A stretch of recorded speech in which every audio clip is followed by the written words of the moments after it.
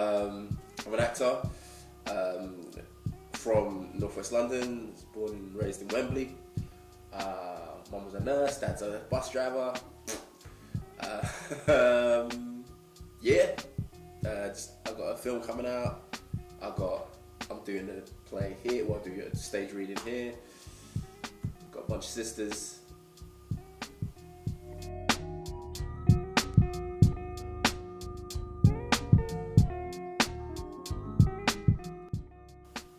I'll be honest with you, my time at London Met was good because I wanted to learn.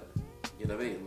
There's 80%, probably even more, of the people that I train with don't perform or write, or they're not in the arts, so they don't do any of it no more. Do you know what I mean? Some of them still are and they're hustling away, but our course, because it had that academic thing to it, our lecturers would always kind of lean us towards the more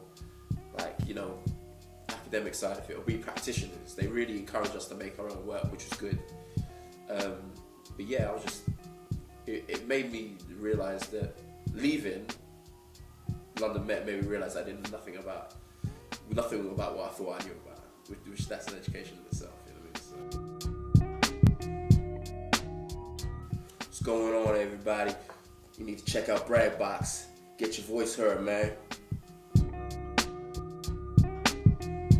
I used to watch a lot of American films, like most people do. You know what I mean? So yeah, that was, I was always there in my underwear watching Teenage Mutant Ninja Turtles and Ghostbusters and all them things there. So I would always pick up, accents and stuff from that. So act out every single scene from Batman Forever and all that things there. So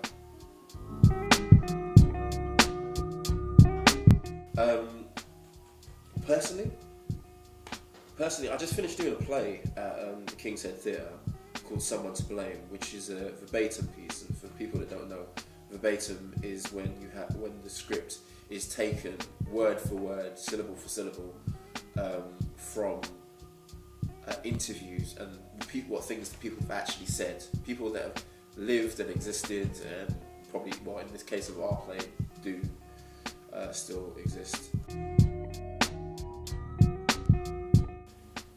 Now we're talking, and I've got a loud voice anyway, so when I'm doing film and TV, I need to watch that.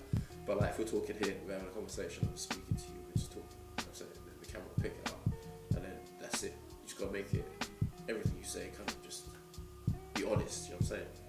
And just play it for real, where in theatre, obviously you can still play it real, but you gotta hit, say your audience is way back there, do you know what I mean? Or, in certain shows, your audience will be all around you. Like when we did Someone to Blame, the play that I was just talking about, the audio, I had, I was doing a scene, a courtroom scene, and I had the audience there, literally here.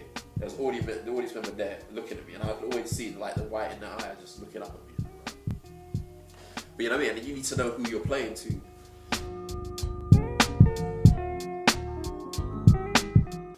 Basically, I got a call or email from my friend Fab Santino, who was in Captain America, who was in Turnout.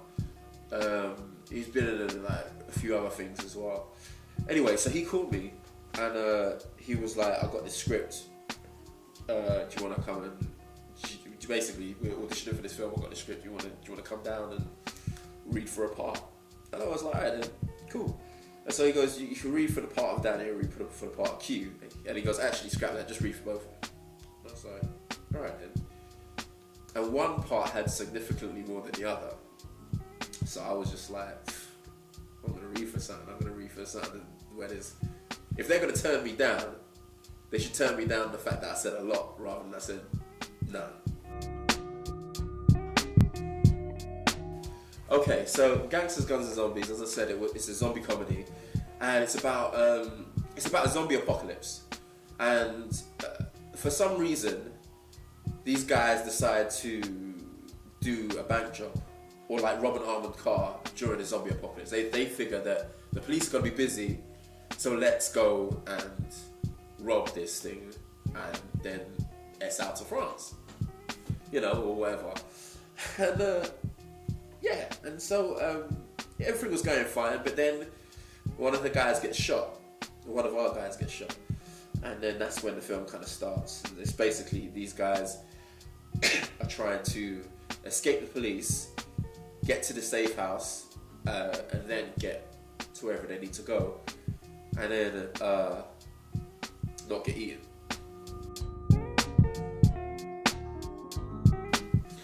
I'm not even gonna lie, it was the Ghostbusters. It was the bit in the. It was just the sides that I got. I got like 2 or 3 pages of script for the character of Q. And I just read it and I just got the comedy. I just got it. Like I understood like the beats and how to. And it's not. And this isn't like. I'm not saying this because I read the script and I knew what I was doing. I'm a bad man, whatever. I'm saying this because it was so well written and it was just there. And I was just like, whether I get this job or I don't get this job, I'll just have fun in this like half an hour I've got with these people. Q is a first-time getaway driver. Like he's never done it before. Basically, a friend of his said to him, "Okay, there's this thing going on, and I think you'll be good at it. You know what I mean? You think quite quickly on your feet, and you react really well. So get involved in it." And yeah, Q's just an everyman, and I think that's really important. Which is another reason why I went to the director, and I was like, because the director's the writer as well. So I went to Matt, and I was like, not being funny, but like, why did you, a little white dude from Kent, like write a film about these guys, this bunch of misfits trying to survive, and the main guy black? And he was like, he just wants to be an everyman. He doesn't want it to. Doesn't matter about colour. He just wants it to be. He wants Q to be. Represent everybody. And I think that's important because there's some people that may not be into zombie movies that may be like, oh, I like gangster films. Let me go check that out. Hay fever. Hay fever. No, we were in Leicestershire, and there was literally I got bad hay fever for the whole thing. So I sound a lot like I do now, actually. So, but other than hay fever night shoots, because we had to obviously shoot a lot of it. We stole a lot of locations. We got permission a few times from a few places, actually from a lot of places. But there's certain times we had to just steal the locations. Fake blood's uncomfortable because it's just really sticky. It's like made of syrup and other stuff, and it's just really sticky. But yeah, I was cool with it. You know what I mean? Like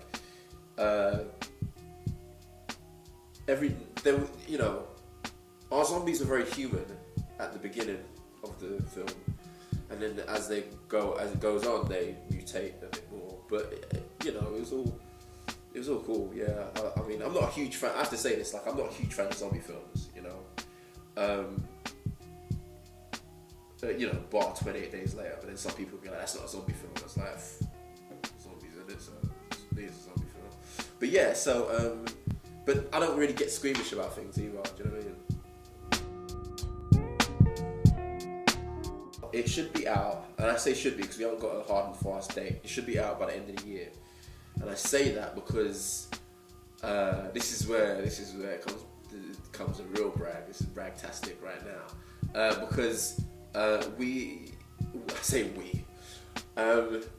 the producers and the director are going over to Cannes, and basically it's going to be shown, like, first time anyone in the world's going to see it is going to be at Cannes. I would just say, it's going to sound so weak, but like, follow your heart, man. Like, honestly, if you want to do something, do it. You know what I mean? Like, I ain't trying to sound like Will Smith in The Pursuit of Happiness or nothing, but like, seriously, don't let no one tell you nothing. Do you know what I mean? If you want to do it, do it. But but if you actually really want to do it, you will do it. Do you know what I mean? Like, I'm still hustling, you know what I'm saying? I'm still working hard. I haven't made it or anything like that, and every job is a blessing. But at the same time, it's like, I work hard, and anyone who wants to do it, don't be follow your heart, yeah, and follow your dream and all the rest of that. But you have to work hard. You have to work hard at it.